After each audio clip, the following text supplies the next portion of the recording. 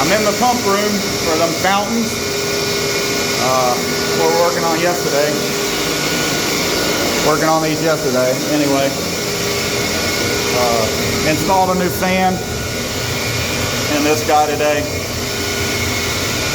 Wired it in where it was supposed to be at.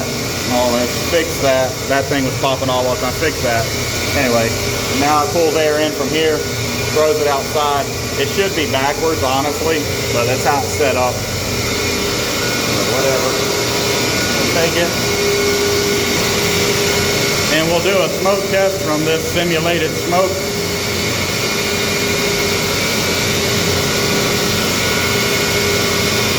Do that again. And there we go. Sucking in air real good right here.